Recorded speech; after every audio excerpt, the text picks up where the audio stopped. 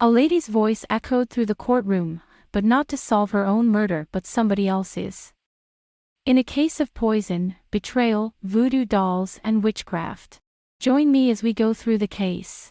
Justice from the Dead.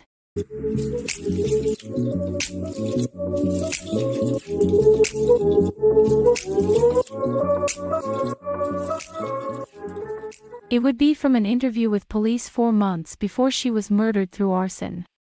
For the same murderer that evidently killed her. She was supposed to be the star witness.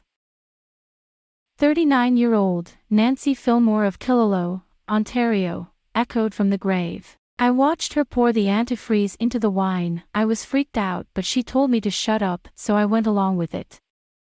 Those chilling accusations heard from a videotaped interview between Nancy and police. The she, Nancy was referring to was, according to her, her common-law partner, Cherrylle Dell, facing a first-degree murder charge of Cherrylle's estranged husband, Scott Dell. The red-haired Cherrylle gave him a gift, a bottle of wine.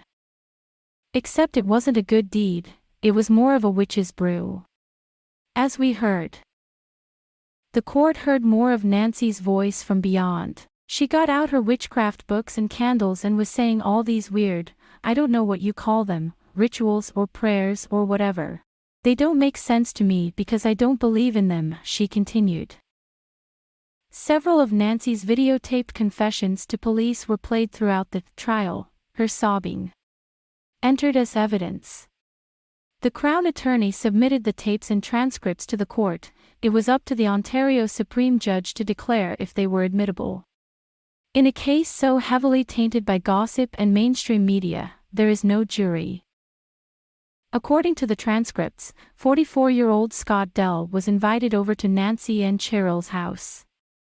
Cherrylle told Scott that she had a dream that he would have spiritual visions after drinking some wine, and well, he was in luck, as we know, incredible misfortune, because she had some. Giving him a bottle of Plat d'Or. The cocktail of death we would all come to know. Once Scott returned home, he wasted no time. He started calling Cherrylle almost hourly. Saying he was drinking the wine, listening to music they used to love on the record player, doing a lot of thinking. Stepping away from the trial, for a minute. Scott did have a lot of thinking to do. The 44-year-old, an intelligent, kind, thoughtful father of 3, was diagnosed with cancer of the tongue and throat. In 1994. During his rides to treatment, he would discuss the possibility of losing his tongue and not being able to read his kids' stories. Determined not to die so the kids wouldn't be fatherless. In 1995 his cancer was in remission. His estranged wife, mother of 3 kids, hung him out to dry, accused Scott, who everyone knew as friendly, of abusing the children at one time, and it was later found to be false. 20+ years of marriage down the drain, nonetheless, he still loved her. They split in 1992 after he learned of an affair she had with a woman she met at an incest survivor group. We will call her Margot, as I don't feel comfortable announcing her name. I believe she's been through a lot as well, and we will hear more about Margot later. Cherrylle is well known in the small 700-people village of Killaloe. Dressed in miniskirts and fishnets, was strange for the country farming lifestyle town, known for her love triangles and her outlandish stories. The poor souls that got to know her found out how deviously manipulative and verbally abusive she truly was. Seems she sucked every single person in with fake charm, good looks, maybe witchcraft. Returning to the trial. According to the transcripts and police, on December 29, 1995, Scott sat with a notepad writing down his thoughts, played music on the record player, called Cherrylle, and drank the discolored, odorless potion. On the notes that he jotted he wrote, "We forget all the time that our life is a gift that has been given us to enjoy, not to waste. I was probably supposed to have died, but my life was spared. I don't know why.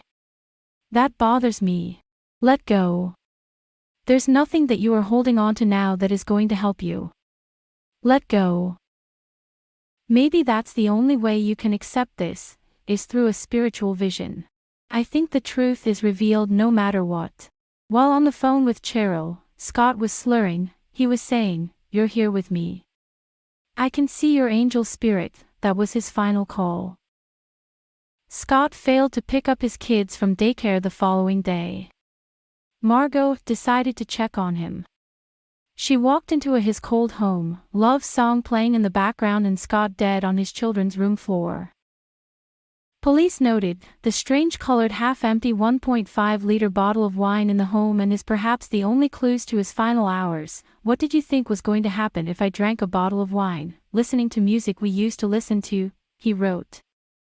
"I'm going to think about you and me together. I feel like holding you close to me like never before." Eventually he put his pen down and took his last breath. Yet his death was ruled the ending of Self's life. Until Nancy came forward.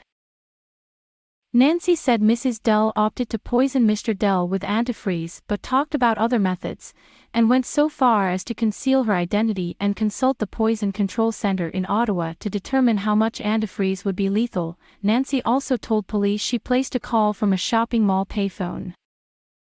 Denise, a former nurse with the Poison Center, testified that on December 5, 1995, she received a call from a Pembroke shopping mall payphone regarding antifreeze poisoning. Denise said she took a call from a woman who identified herself as Miss Balding, and who said her mentally disabled brother Gerald just drank 2 cups of radiator antifreeze. The caller, who had a sharp, tough voice and seemed young, said her brother was 28 years old and weighed 130 pounds, the same weight Cherrylle would later ascribe to her husband when she spoke to police. The caller said she was 5 minutes away from Pembroke General Hospital. But when Denise checked to see if a Miss Balding and her brother showed up at the hospital, she was told they never arrived. Judge said Denise's evidence, while suspicious, was little more than a coincidence. He ruled it inadmissible. Shockingly, he also ruled Nancy's videotaped confessions from the grave inadmissible. "Even without both of those, you'll see the truth soon," testimonies. And another from Dr. Antoine Lenars, a Windsor psychologist and expert in suicide, who offered his opinion that Mr. Dell did not commit suicide, were all disallowed. The Crown presented 50 witnesses to testify against old acquaintances of Cherrylle who painted her as a vindictive, miserable, promiscuous and conniving woman who had a grudge against her ex-husband. A grueling 2 months of testimonies. Here's a couple of them. Remember, Margot met the Cherrylle at a support group in 1992, which had an affair with her, ending the already turbulent marriage and finding Scott dead. Well, she testified she made amends with Scott, and he warned her from the start that she didn't know what she was getting herself into. "I thought I was going to have a smart, New York cocktail kind of affair," Margot said. She talked about a bizarre, voodoo-like ritual on a homemade doll made to resemble her estranged husband. She went and purchased some kind of waxy material and did this voodoo thing, made it look like Scott, and put ropes and ribbons and pins in it, said certain things over it, and then I think she buried it, Margot said. After 3.5 years she began to feel suffocated and broke off the affair. She would later testify Dell became emotionally unstable and overdosed on medication after the two split. Still, the women kept in touch and visited sporadically, even after Cherrylle began a new relationship with Nancy, the children's nanny. Nancy and her soon became lovers and shared an apartment. That day, in fact, Margot was visiting them, getting the news Scott didn't pick up his kids. She knew it would not be good. Cherrylle knew exactly what she would find. Other witnesses would testify Scott forgave his wife's multiple infidelities, and harbored no grudge even after she falsely accused him of abusing a child, allegations which were proven false in court. During her mother's murder trial, the girl testified she accused her father only because her mother told her to. "It made me feel bad because I knew it wasn't true," she said. Nancy and Cherrylle continued their relationship until it soured in March 1997. Nancy was forced to take her former lover to court to retrieve her belongings. Nancy also alleged Dell locked her children in their rooms, drugged them with sleeping medication and neglected them. Another former friend of Cherrylle Dell's would later testify to the same thing. Kim told court Dell drugged the children with gravel and cold medicine at bedtime, and that on many occasions Kim had to wash the children's sheets after they soaked their beds with urine. In further testimony, Kim alleged Dell constantly bad-mouthed her husband and had wanted him dead for some time, once mentioning her interest in hiring a hitman. Kim told police Dell wondered aloud how much antifreeze would be needed to kill a person. God, this lady really doesn't know how to shut up. I would have went right to the police. Like hell. At least document the odd things being said. Instead, we hear it all when it's beyond late for the two victims. So sad. The story is far from over, however. The following month Dell will again stand trial for first-degree murder, this time in connection with an August 1997 fire that killed her former lesbian lover, Nancy.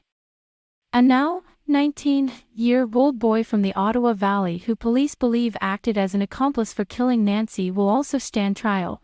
The boy allegedly had a sexual relationship with Cherrylle and she had him set the fire that killed Nancy. A letter police found, allegedly in his handwriting, described how he found Nancy lying on the floor drunk, with candles burning. So instead of cutting her neck, I flipped over all the tables with the candles and leave, the letter read. At the time of his police interviews, however, he alleged Dell told him to kill Nancy and offered him $300 and a motorcycle as payment. He allegedly told his mother in a taped phone call from jail that he had been smoking marijuana with Dell and killed Nancy while he was high because she was going to testify against someone in court. She was the star witness. In his 86-page decision, the judge described Dell as a bitter, conniving woman and said there was no doubt Scott Dell was murdered by poisoning. I find that from 1992 onward Cherrylle Dell expressed a hatred towards her husband and wished him dead. She wanted the exclusive custody of the children, sole occupation and possession of the farm, and wanted her husband out of her life forever, concluded Mr. Justice Chadwick. There is seldom a case where we hear such strong and consistent evidence about the character of a deceased person. Mr. Dell was very positive about his life and his love for his children. He wanted to live. She wanted the exclusive custody of the children, the sole occupation and possession of the farm, and wanted Scott Dell out of her life forever. There is seldom a case where we hear such strong and consistent evidence about the character of a deceased person. Scott Dell was very positive about his life and his love for his children. He wanted to live for his children. I am satisfied beyond a reasonable doubt that Scott Dell did not commit suicide but was murdered by poisoning. The evidence of Scott Dell's friends confirmed he could not let Cherrylle Dell go. He felt he was her caregiver. As a result, she was able to manipulate him into doing anything she wanted. The only inference I can draw when I look at all of the evidence is that Cherrylle Dell knew the wine Scott Dell was drinking was laced with antifreeze and that the effects of drinking the lethal cocktail would be death. The judge noted that Mrs. Dell fabricated elaborate tales to cover up her crime, hoping to convince acquaintances and police that her estranged husband had either died of cancer, which had plagued him months earlier, or that he had killed himself. He also noted that Mrs. Dell had several motives to kill her husband, including financial gain she thought would be her due, and sole custody of their young children. What a whirlwind story of sorcery in a tiny village of 700 people. Cherrylle Dell and Brent Crawford were both charged with life in prison. 25 years to life. Cherrylle appealed 3 times since all denied, thankfully. Crawford escaped prison in 2011 but was found not long after. They're all set never to walk any town again. And as the years go they're closer and closer to where they belong.